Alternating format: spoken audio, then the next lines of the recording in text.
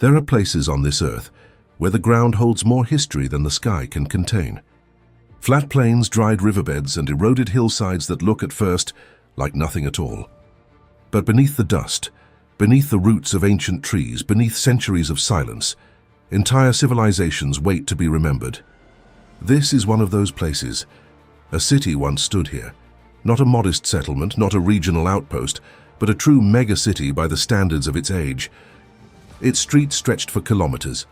Its population numbered in the hundreds of thousands. Its markets traded goods that had traveled months to arrive. And then, without the drama of a single catastrophic event, it disappeared.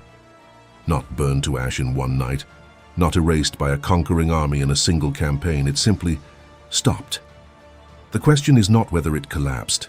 The question is how something so large, so organized, so seemingly permanent, could vanish so completely. That answer, buried in the ruins, is far more unsettling than most people expect. To understand what was lost, you first have to understand what existed.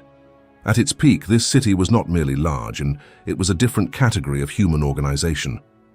Estimates drawn from archaeological surveys suggest a population that would have ranked this settlement among the most densely inhabited places on Earth during its era.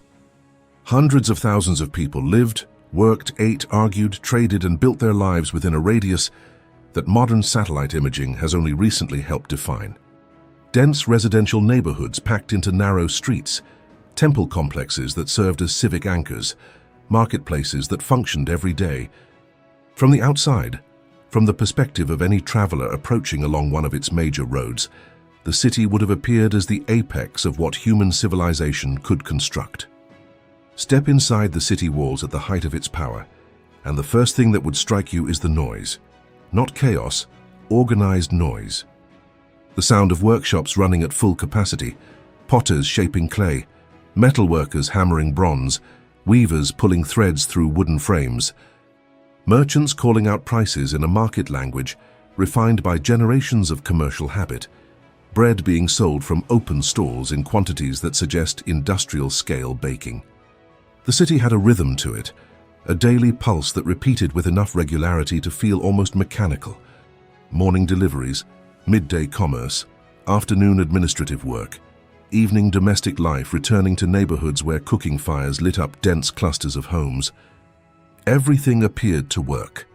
Everything appeared to be in its place, but sustaining that rhythm required far more than it appeared. The city did not feed itself.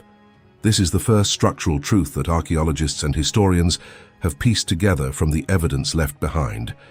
The agricultural land immediately surrounding the urban core was nowhere near sufficient to provide the calories required to sustain a population of this scale. To feed its population, the city depended on grain, livestock, and produce arriving from agricultural zones located at considerable distances. River systems helped. Organized transport networks and carts, boats, pack animals carried the food inward. On any given day, the volume of food entering the city gates had to be enormous. A shortfall of even a few days would have been felt immediately in the markets. The city had grown so large that its survival now depended entirely on systems it could not directly control. Imagine a single day's grain shipment arriving at the city's main receiving point, a wide flat area near one of the major access roads or river docks. Carts lined up in sequence, workers unloading sacks of grain under the supervision of officials who counted, weighed, and recorded every unit that entered the storage system. This was not informal. This was a logistics operation of genuine complexity, coordinated across multiple agricultural regions, multiple transport routes, and multiple administrative layers. The grain moved from receiving areas into large communal storage facilities, built specifically to regulate the flow of food into urban distribution. On good days, the system was nearly invisible, seamless, automatic, taken for granted. On bad days, even a minor delay at any point in the chain became visible almost immediately. Beneath the streets ran another system entirely, one that the city's inhabitants used every day but rarely thought about: water. The megacity required water in quantities that could not be satisfied by local wells or seasonal rainfall alone. Engineers had constructed an elaborate network of canals, channels, and distribution infrastructure, that brought water from sources far outside the urban boundary. Maintaining consistent water pressure across a city of this scale required constant attention to elevation, flow rate, and structural integrity. The water system was in many ways the most technically demanding infrastructure the city had ever built, and it was entirely invisible to the average resident. Maintaining the water infrastructure was a continuous operation that never paused. Teams of workers moved through the canal systems with tools and materials. In the dry season, low water levels exposed vulnerabilities that the rainy season had hidden. In the rainy season, high volumes stressed joints and channels that had seemed solid only months before. The work was unglamorous and largely unrecorded, performed by laborers whose names appear nowhere in the historical record, but whose daily effort kept the city alive. As the city grew larger, the demands on that machine grew proportionally, but the workforce available to maintain it did not always grow at the same rate. Running a city of this scale required more than engineers and laborers. It required administration, a structured layer of officials, scribes, and institutional managers. Grain intake had to be recorded, tax collection had to be tracked, labor assignments had to be distributed, market disputes had to be adjudicated. This administrative layer had grown progressively larger as the city had grown. More people required more coordination. More coordination required more officials. The administrative apparatus itself had become a significant consumer of the city's wealth, a structural cost that increased steadily without producing offsetting output. Complexity in this sense was beginning to feed on itself. Among the tens of thousands of people who moved through the city's commercial zones every day, merchants occupied a specific and essential role. They were the connective tissue between the distant agricultural producers and the urban consumers who depended on them. A merchant operating within this economy maintained relationships across a wide geographic range, knowing which farms were producing surplus grain, which river routes were navigable in which seasons. Their daily work involved reading the market with precision, noticing when prices shifted unexpectedly, understanding what that shift signaled about conditions upstream. When the supply network functioned smoothly, this work was profitable and almost routine, but the merchant's existence depended entirely on that smooth function continuing. The land surrounding the city had not always looked the way it did at the height of the megacity's population. Forests that had once provided timber for construction and fuel for kilns had been cleared progressively outward from the urban core as nearby sources were exhausted. Agricultural soils closest to the city, worked intensively for decades without adequate recovery periods, had begun showing declining yields. The response, characteristically, had been to extend the supply network rather than reduce consumption. More distant forests, more distant farms, longer transport routes. Each extension solved the immediate problem, while quietly adding another layer of structural fragility to the system that sustained the city's daily life. As nearby resources declined, the supply routes that fed the megacity had to stretch correspondingly farther.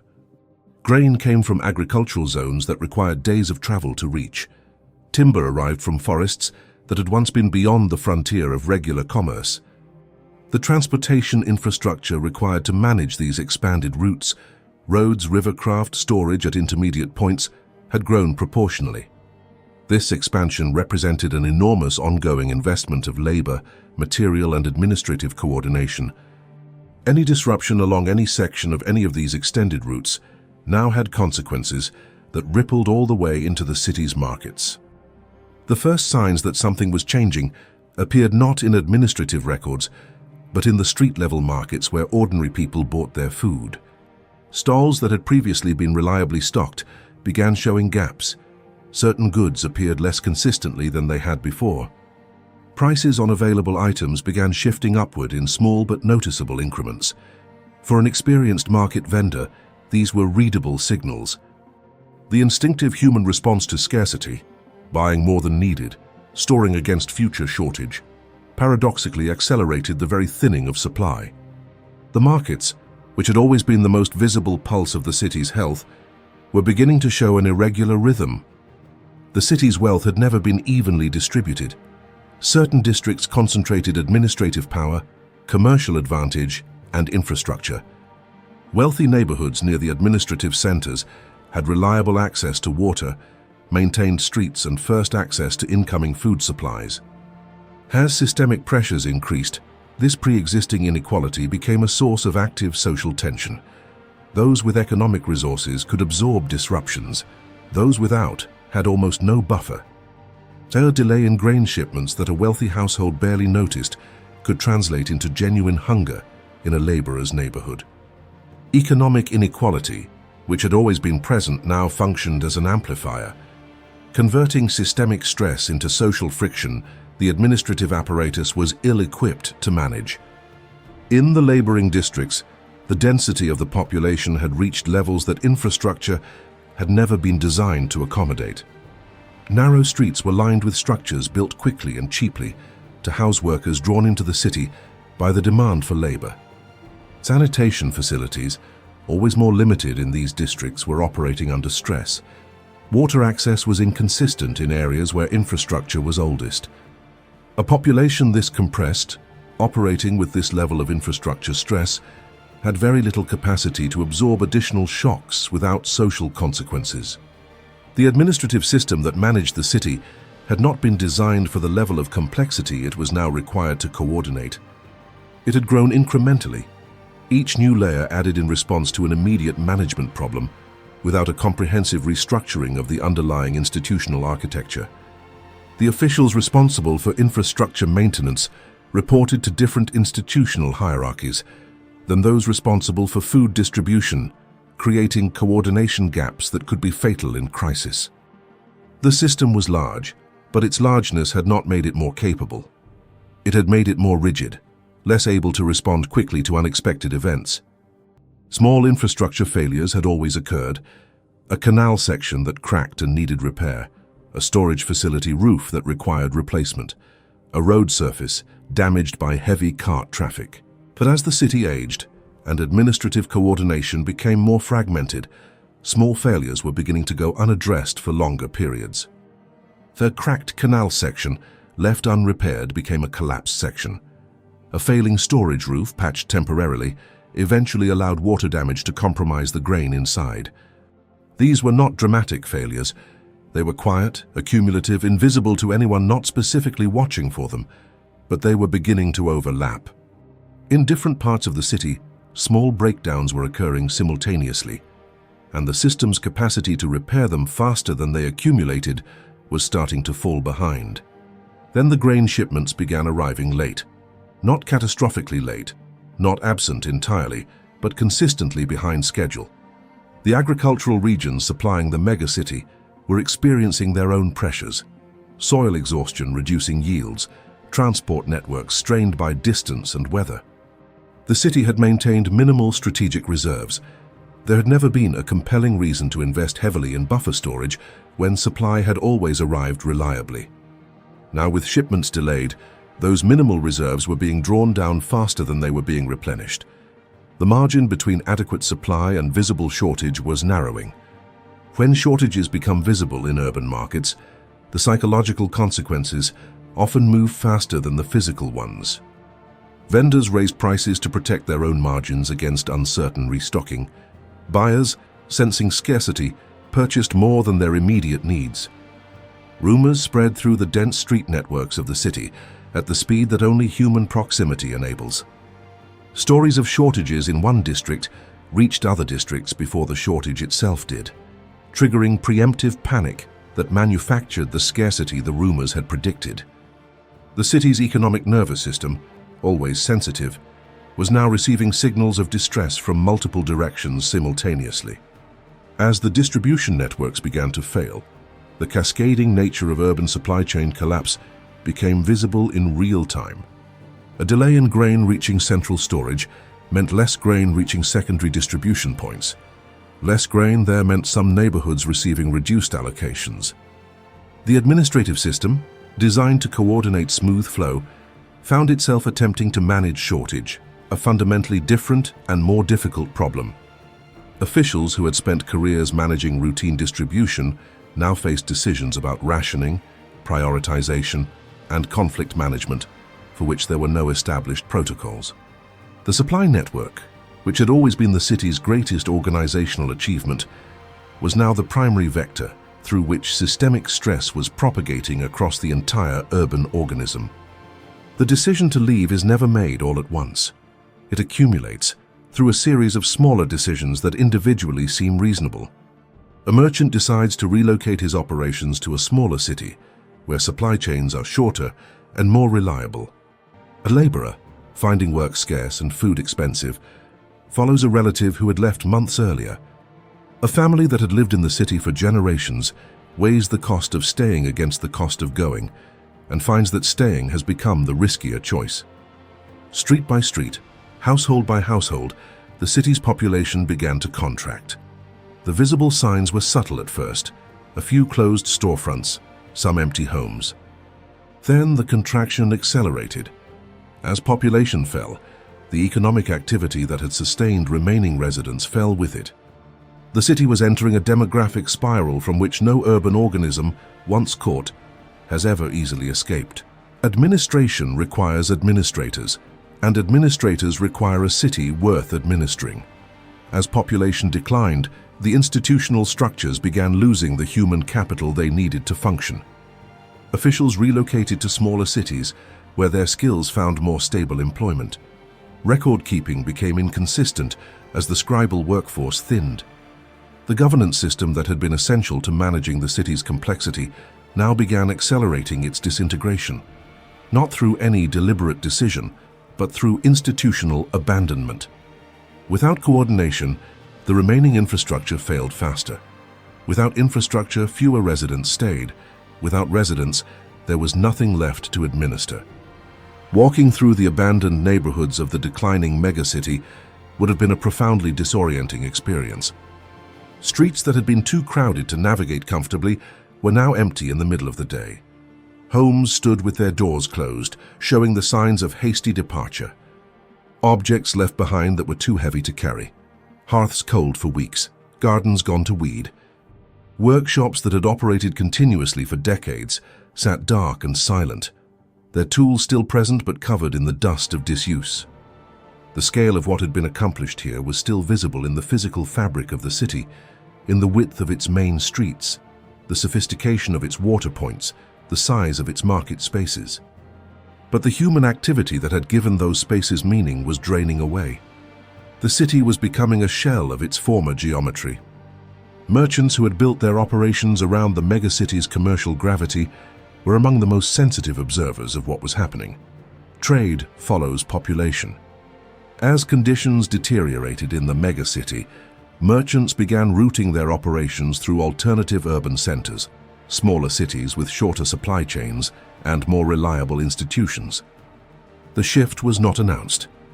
It happened through thousands of individual commercial decisions made by people responding rationally to changing incentives. The cumulative effect of those decisions was to redirect the economic flows that had sustained the megacity, pointing them away from the declining center. As trade routes shifted, the economic case for remaining in the city weakened further. The economic heart had stopped beating. The final quiet of a dying city is unlike any other kind of silence. It is not the silence of a place that was always empty.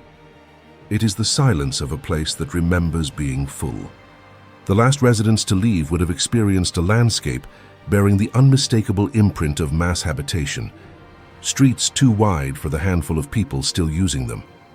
Water infrastructure still partly functional, but serving almost no one. Market spaces built for thousands occupied by a few dozen. At some point, the residual population fell below the threshold necessary to sustain even the most basic urban functions. The city did not end with a fire or a battle. It ended with a door closing on an empty street and no one returning to open it. Centuries later, the ground itself became the archive. Archaeologists moving systematically across the site encountered evidence of urban organization at remarkable scale. Aerial surveys and ground-penetrating imaging revealed a footprint substantially larger than earlier estimates had suggested. Street grids extended farther than visible ruins indicated. Storage facility foundations appeared in areas previously assumed to be agricultural. The sheer geographic scope required a sustained multi-decade effort to document comprehensively. Each new trench opened a window onto a different aspect of the urban system, the commercial districts, the administrative zones, the engineering infrastructure.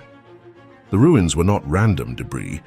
They were the legible remains of a highly organized system, one whose complexity was readable precisely because it had been frozen in place by abandonment.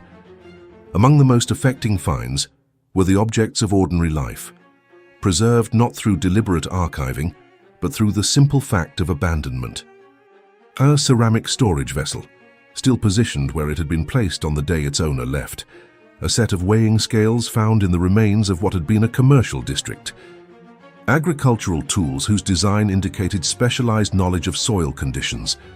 Children's toys, cooking equipment, fragments of textile bearing patterns of sophisticated craft. These objects carried no dramatic historical significance individually. Their significance was cumulative, the aggregate evidence of an entire mode of organizing human existence. Each artifact was a data point in the argument that what was lost here was not merely a city, but an entire mode of organizing human existence. The historical interpretation of this collapse has evolved as the evidence has accumulated. Earlier frameworks tended to emphasize external causes, invasion, epidemic, climatic event. But the archaeological record has pushed the interpretation in a different direction. What the evidence reveals is a pattern of internal systemic failure. A city that had grown beyond the organizational capacity required to sustain it, and that had built in no adequate mechanisms for managed contraction. The concept of urban overcomplexity, the point at which coordination costs exceed productive benefits, provides the most coherent framework for understanding what happened here. It was not any single failure that brought the city down. It was the interaction of multiple simultaneous pressures on a system designed for growth, not reduction. At sunset, the ruins carry a quality that photographs struggle to capture, and words only partially describe. The remaining walls, worn to rounded edges by centuries of weather, cast long shadows across ground that was once streets. Somewhere beneath the surface, the water channels that once sustained hundreds of thousands of lives still trace their roots through the compacted earth. The street grids are still legible from altitude, pressed into the landscape by the weight of generations of human movement. What collapsed here was not merely a city. It was a civilization's most ambitious attempt to organize human life at maximum scale. And the ruins that remain are not only a memorial to what was lost. They are a question, addressed quietly to anyone willing to stand in the silence and listen. What does it cost to build something this large? And what happens when the cost becomes too great to pay? Civilizations rarely collapse in a single dramatic moment. More often they unravel quietly, one system failing after another. And sometimes the greatest structures humanity builds are also the most difficult to sustain. The ruins of this megacity remain as a silent reminder. Complexity is power, but it is also risk. Want to explore more stories like this? Subscribe to the channel and stay tuned for the next episodes.